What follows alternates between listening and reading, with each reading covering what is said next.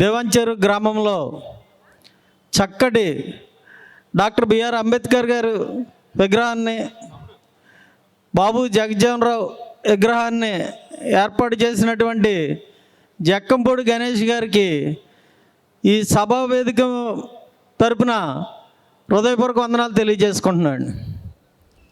ఈరోజు రాజానగరం నియోజకవర్గంలో చాలా చక్కటి కార్యక్రమాలు నిర్వహిస్తున్నటువంటి జక్కంపూడి రాజా గారు, గణేష్ గారు, విజయలక్ష్మి గారు, ఇలాగా ఆ ఫ్యామిలీ మెంబర్స్ అందరూ కూడా అనేక సేవా కార్యక్రమాలు అంబేద్కర్కి ఆశయాలకి అనుగుణంగా జక్కంపూడి ఫ్యామిలీ కట్టుబడి సేవా కార్యక్రమాలు నిర్వహిస్తుంది. డాక్టర్ బిఆర్ అంబేద్కర్ గారు నిజంగా ఎడ్యుకేషన్ గురించే దళితులకి ఎప్పుడు చెప్పడం జరిగింది. డాక్టర్ బిఆర్ అంబేద్కర్ గారు చదువుకున్నట్లయితే విద్యావంతులు అవుతారు, మేధావంతులు అవుతారు అని చెప్పేసి చెప్పడం జరిగింది. ఈ దేశానికి రాజ్యాంగం రాయడానికి 2 సంవత్సరాల 11 నెలల 18 రోజులు పట్టింది. అప్పట్లో నిజంగా చదువుకోవడానికి చాలా ఇబ్బందిగా ఉండేది. ఇబ్బంది అంటే అందరూ తెలుసు, యూట్యూబ్ ఛానల్స్ వచ్చే, రకరకాలు వచ్చే, అన్ని మీటింగుల్లో కూడా వింటున్నారు. ఎందుకంటే డాక్టర్ బిఆర్ అంబేద్కర్ గారు పడ్డ కష్టాలు అంతా ఇంత కాదు. అంటరానితనం చూశాడు, చదువు విషయంలో కూడా అనేక ఇబ్బందులకు గురయ్యారు.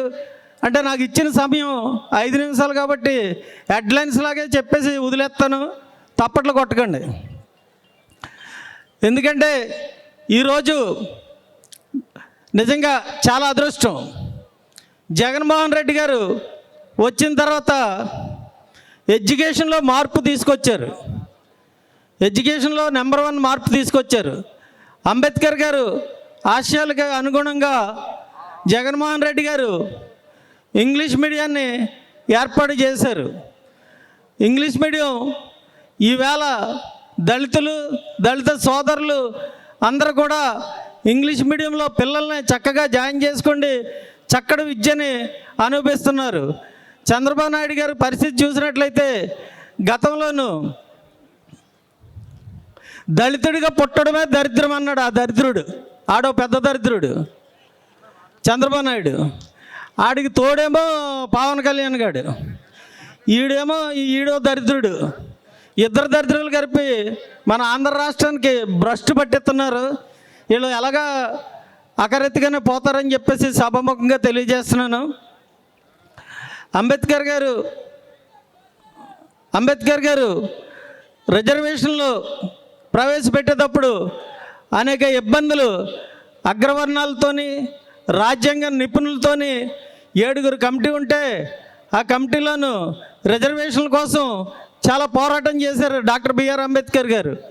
రిజర్వేషన్లు ఇవ్వకూడదని చెప్పేసి గాంధీ గారు ఆమరణ దీక్ష ప్రారంభించడం జరిగింది. తర్వాత ఓటు హక్కు కూడా డాక్టర్ బిఆర్ అంబేద్కర్ గారే ప్రవేశపెట్టడం జరిగింది. ఇలాగా గాంధీ గారిని ఒకటే అడిగారు, రిజర్వేషన్లు మాకు కల్పించండి, మా సామాజిక వర్గం, బడుగు బలహీన వర్గాలు అందరూ కూడా అభివృద్ధి చెందుతారు, రాజకీయంగా కానీ అన్ని రంగాల్లో కానీ అభివృద్ధి చెందుతారంటే దానికి ఒప్పుకోలేదు. సెపరేట్ స్టేట్ అడిగారు అంబేద్కర్ గారు.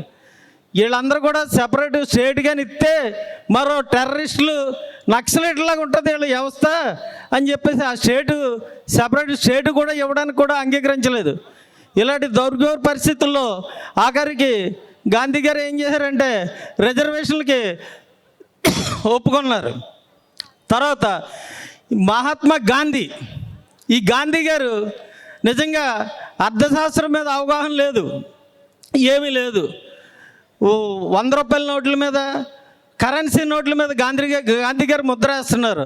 డాక్టర్ బిఆర్ అంబేద్కర్ గారు ప్రపంచ మేధావుల్లో అర్థశాస్త్రంలోనూ ప్రపంచంలోనే నెంబర్ 1 వ్యక్తిగా ఆర్బీఐని కూడా రిజర్వ్ బ్యాంకుని కూడా ప్రవేశపెట్టినటువంటి డాక్టర్ బిఆర్ అంబేద్కర్ గారికి కరెన్సీ నోట్ల మీద ముద్ర లేకుండా పోయింది. దౌర్భాగ్య పరిస్థితి భారతదేశంలో ఉంది. ఇలా ఇప్పటికీ కూడా మనల్ని ఎప్పుడు కూడా అణగదొక్కుతూనే ఉన్నారు. ఇలాగా డాక్టర్ బిఆర్ అంబేద్కర్ గారు నిజంగా ఆశయాలు అనుగుణంగా ఈవేళ ఎంతో కొంత మార్పుని తీసుకొచ్చినటువంటి జగన్మోహన్ రెడ్డి గారు, ఆయన కూడా లేకపోతే మనం ఇంకా అట్టడుగు వర్గాలకి తొక్కేయడం కూడా జరుగుతుంది. అంబేద్కర్ ఆశయాలకు అనుగుణంగా ఇళ్ల పట్టాలు, ప్రతి పేదవాడికి ఇల్లు ఉండాలని చెప్పేసి దాదాపు మన నియోజకవర్గంలో 20,000 ఇళ్ల పట్టాలు ఇవ్వడం జరిగింది. అలాగే పంచాయతీరాజ్ వ్యవస్థ, సచివాలయం, ఈ సచివాలయం వ్యవస్థలో అనేక మార్పులు చేపట్టడం జరిగింది. సచివాలయంలోనూ నిజంగా ఈవేళ సామాన్య మానవుడు ఒక డెత్ సర్టిఫికేట్ కావాలంటే ఒక అరగంటలో వెళ్ళి తెచ్చేసుకుంటున్నారు. ఓ బర్త్ సర్టిఫికేట్ కావాలన్నా అరగంటలో వెళ్ళి తెచ్చేసుకుంటున్నారు. ఇంత క్రితం అయితే ఈ సర్టిఫికేట్ల కోసం రాజమండ్రి గవర్నమెంట్ హాస్పిటల్, అలాగే మున్సిపల్ ఆఫీసుల చుట్టూ తిరిగేవారు. అలాంటి గ్రామ స్వరాజ్యం కావాలని, గ్రామంలోనూ మార్పు తీసుకురావాలని అంబేద్కర్ గారు ఏదైతే కలగన్నారో ఆ కళలకి అనుగుణంగా జగన్మోహన్ రెడ్డి గారు ఏర్పాటు చేయడం జరిగింది.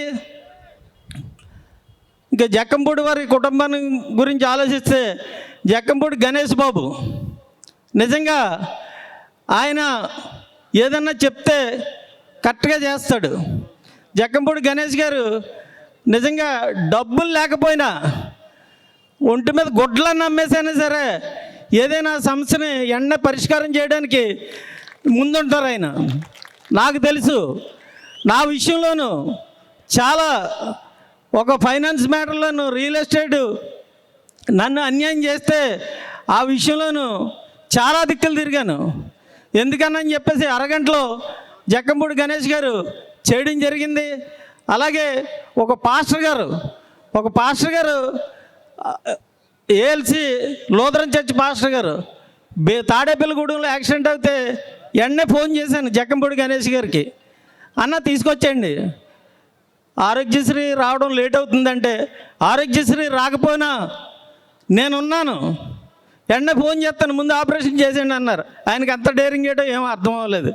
దేవుడి దేవాల ఆరోగ్యశ్రీ కూడా వచ్చింది. అలాగే బ్లడ్ బ్యాంక్ని ఏర్పాటు చేశారు. ఈవేళ మన నియోజకవర్గం ఎంత అదృష్టవంతులు అంటే గిన్నిస్ బుక్ రికార్డులో కూడా ఎక్కడం జరిగింది. 2,246 ప్యాకెట్లు బ్లడ్ డొనేషన్ చేయడం జరిగింది. ఆ డొనేషన్ చేసిన భాగంలోనే ఈవేళ నిజంగా జక్కంపూడి ఫ్యామిలీకి నియోజకవర్గం అంతా కూడా రుణపడి ఉన్నాం.